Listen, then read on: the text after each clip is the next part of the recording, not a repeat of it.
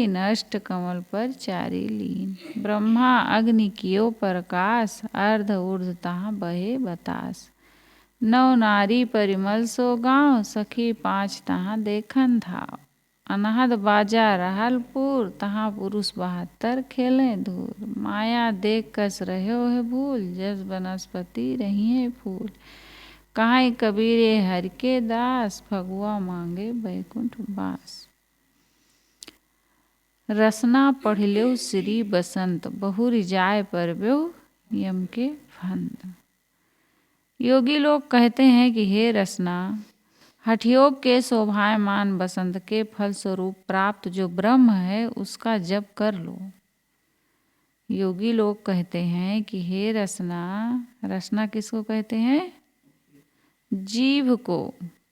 हे रसना, हठयोग के शोभायमान बसंत के फल स्वरूप प्राप्त जो ब्रह्म है उसका जप कर लो।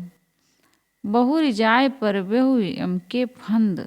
यदि यह न करोगे तो पुनः वासनाओं में बंधकर संसार में भटकोगे। यदि ब्रह्म का जप नहीं किए तो क्या होगा? पुनः वासनाओं में बंधकर संसार में भटकोगे। मेरुदंड पर डंक दीन, अष्ट कमल पर चारी लीन। मेरुदंड क्या है? योग की प्रशंसा सुनकर योगियों ने मेरुदंड पर अपनी वृत्ति लगाई। मेरुदंड पर डंक दीन। मेरुदंड रीढ़ गुदा से सिर तक पीठ पर गई हुई गुरियादार हड्डी। डंक किसको कहते हैं? डंक क्या है? अरे भाई, बिच्छू डंक मारता है तो पसली हो हड्डी। डंक कहते हैं जैसे बिच्छू है डंक मार देता है, जहरीला कांटा चुभा देता है एकदम। यहाँ है वृत्ति। मेरुदंड पर डंक दीन साहब कह रहे हैं। तो जो योगी लोग हैं वो योग की प्रशंसा सुनकर मेरुदंड पर अपनी वृत्ति लगाई और मूलाधार से लेकर सभी चक्रों का भेदन करते हुए 8वें सूरत कमल में जाकर ज्योति को प्रज्वलित कर दी। अष्ट कमल परिचारी लीन। मेरुदंड पर अपनी वृत्ति लगाई। योगियों ने योग की प्रशंसा सुनकर मेरुदंड पर अपनी डंक यानी वृत्ति लगाई और मूलाधार से लेकर सभी चक्रों को भेदते हुए 8वें सूरत कमल में जाकर ज्योति प्रज्वलित कर दी। ब्रह्मा लक्ष्य लगाया, सूरत लगाई, ध्यान लगाया। ब्रह्मा अग्नि कियो प्रकाश, अर्ध ऊर्ध्व तहाँ बहे बतास। वहाँ ब्रह्म अग्नि का प्रकाश हो गया और नीचे के समस्त वायु ऊपर पहुँच गए। ब्रह्म अग्नि कियो प्रकाश, अर्ध ऊर्ध्व तहाँ बहे बतास। साहब कह रहे हैं कि वहाँ पर ब्रह्म अग्नि का प्रकाश हो गया और नीचे के समस्त वायु ऊपर पहुँच गए। 9 नारी परिमल सो गाँव, सखी 5 तहाँ देखन धाव। उस सुगंधित सुषमणा एवं सूरत कमल ग्राम में पहुखा, पैस्विनी आदि 9 नाड़ियाँ भी पहुँच गईं। 9 नाड़ियाँ कौन कौन सी हैं नीलम?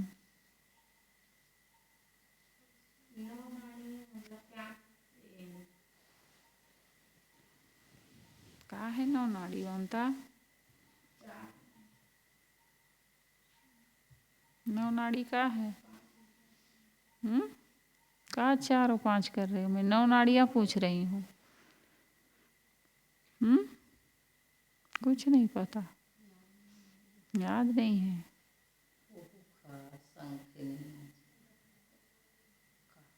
अच्छा, गंधारी है उसमें। गंधारी नहीं है?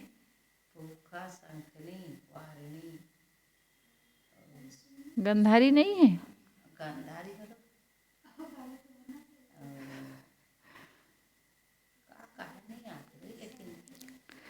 पौखा, पैस्विनी, गंधारी, हस्तिनी, कुहू, शंखिनी, अलम्बुसा, गणेशनी, वारुणी, ये सब 9 नाड़ियाँ हैं।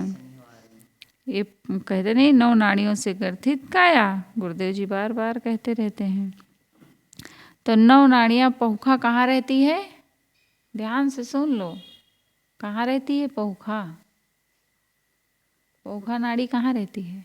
पूखा, ये पूखा बाएं कान में रहती है।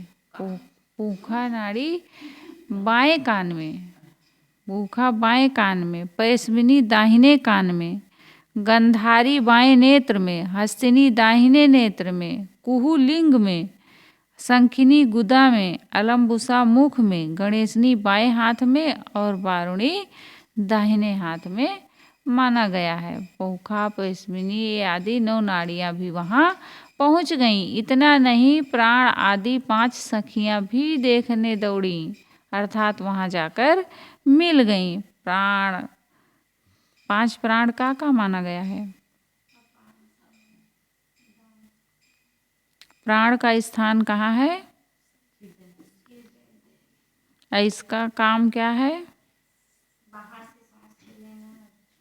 बाहरी वायु को पकड़ना और छोड़ना। अपान का स्थान कहाँ है?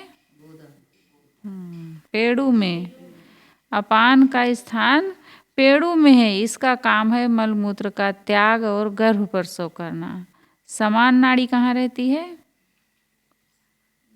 बड़ी साहब इसको बहुत अच्छा से बताती थी। समान का स्थान है नाभि में। इसका काम है भोजन पचाना। देखो जानकी को याद है, तुम लोगों को नहीं याद है। इसका काम है भोजन पचाना। और ब्यान का स्थान कहाँ है? पूरे शरीर में। इसका काम है जोड़ों को घुमाना और रस रक्त का शरीर भर में वहन करना। उदान का स्थान कहाँ है? कंठ में। इसका काम क्या है? जल भोजन निगलने में बल देना, अन्न जल का विभाग करना, अलग अलग करना। तो साहब कह रहे हैं 9 नारी परिमल 100 गाँव, सखी 5 तहाँ देखन धाव। सुगंधित सुषमणा एवं सूरत कमल ग्राम में पहुखा, पैस्विनी आदि 9 नाड़ियाँ भी पहुँच गईं। और इतना ही नहीं, प्राण आदि 5 सखियाँ भी देखने दौड़ी, अर्थात वहाँ जा कर के मिल गईं। अनाहत बाजा रहलपुर, तहाँ पुरुष 72 खेलें धूर। वहाँ 72 कोठे के वायु भी आकर मिल गए और अनाहत नाथ का मानो घनघोर बाजा बजने लगा। और इस बसंत उत्सव में चेतन पुरुष धूल खेलने लगा। तहाँ पुरुष 72 खेलें धूर। माया देख कस रहे हो भूल, जस वनस्पति रही है फूल। सदगुरु कबीर कहते हैं, इस माया के खेल को देखकर क्यों भूल रहे हो? ये तो बसंत ऋतु में वनस्पति में फूल आने के समान बहुत क्षणिक है। जैसे बसंत ऋतु में फूल आते हैं वनस्पतियों में, वैसे ये कुछ दिन में झड़ जाते हैं। ऐसे ही ये माया है, कुछ दिनों के लिए मिली हुई है। इस माया के खेल को देख करके इसमें भूल जाते हो। माया देख कस रहे हो भूल, जस वनस्पति रही है फूल। कहाँ कबीर या हरि के दास, भगवा मांगे बैकुंठ वास। कबीर साहब कहते हैं हरि भक्तों की यही कथा है। ये इस भगवा के खेल में रिद्धि सिद्धि चाहते हैं या बैकुंठ वास चाहते हैं। इस बसंत में हठयोग का सुंदर रूपक है। मेरुदंड स्थित चक्रों का भेदन, 8वें सूरत कमल में पहुंचना, वहाँ ब्रह्मअग्नि का प्रकाश होना, उस सुगंधित भरे गांव में 9 नारियों का पहुंचना, फिर 5 सखियों का वहाँ तमाशा देखने के लिए दौड़ जाना, अनाहत बाजा बजना, 72 पुरुषों का धूल खेलना, ये सब बड़ा ही रोचक एवं मनमोहक है। ये सब कहकर कबीर साहब ये चित्रित करते हैं कि योगी 6 या 7 चक्रों का भेदन करके 8वें सूरत कमल में पहुंच जाता है। वहाँ ज्योति प्रकाश जल जाता है तथा अनाहत नाद उठने लगता है, क्योंकि वहाँ इसके पहले ही 9 नाड़ियों, 5 प्राणों एवं 72 कोठों से वायु सिमिट कर इकट्ठा हो जाता है। परंतु सदगुरु कहते हैं कि यह सब माया का खेल है। वे कहते हैं कि हे योगियों, तुम इस माया का खेल देखकर क्यों भूल रहे हो? हठयोग का सारा फल अनाहत नाद एवं ज्योति है, जिन्हें जीव इंद्रियों से सुनता तथा देखता है। तो वे सब श्राव्य एवं दृश्य मात्र होने से जड़ हैं और उनके श्रोता तथा दृष्टा जीव चेतन हैं। जैसे बसंत में या किसी समय वनस्पतियां फूलों से लद गई हों तो वे सब कब तक रहेंगी। टेसु फूला दिवस 10 खंखर भया पलास। माया का सारा श्रृंगार 10 दिन का खेल है। जैसे बाहर की माया क्षणिक है वैसे हठयोग द्वारा उपलब्ध भास दृश्य की चमक दमक क्षणिक है। जो जीव से कभी नहीं छूटता वो उसका अपना स्वरूप है, अपनी चेतना एवं आत्मा है। सूक्ष्म स्थूल संसार से लौटकर उसी निज स्वरूप चेतन में स्थित होने से अविचल शांति मिलेगी। यही अनंत पद है जो कभी नहीं छूटता। साहब कहते हैं कि ये जो हरि के भक्त जन हैं ये फगुओं में वैकुंठ वास चाहते हैं। होली के समय लोग द्वार द्वार पर फगुआ गाते हैं और लोगों से उपहार मांगते हैं। इधर भी गाते हैं फगुआ। इसी प्रकार ईश्वर के भक्त लोग अपनी आत्मा से अलग परमात्मा मानकर योग मार्ग द्वारा ब्रह्म ज्योति में मिलना चाहते हैं। दूसरे सगुण उपासक लोग कहीं अलग भगवान या लोक मानकर तथा उनके नाम वैकुंठ साकेत शिवलोक ब्रह्मलोक सतलोक आदि रखकर उन्हीं में से किसी एक में स्थायी निवास चाहते हैं। कितने लोग हैं ममता?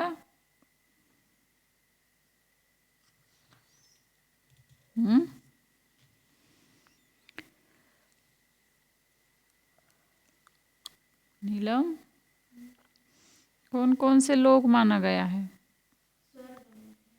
स्वर्ग लोक, 2 लोक माना गया है, स्वर्ग और नरक। अच्छा हाँ हाँ किरण साहब अब भी जस्ट बताई हूँ, किसी का भी मतलब ध्यान नहीं है सुनने में। कहाँ गए थे सब लोग? गोलोक कहा थे, धूलोक कहा थे। गोलोक धूलोक पहुँच गई। अब भी तो पढ़ी हूँ तुरंत भाई। तो आप लोग कहाँ गए थे ये मेरे समझ में नहीं आ रहा। कहाँ गए थे? अच्छा आपको को आवाज आई? अच्छा हमें तो नहीं आई।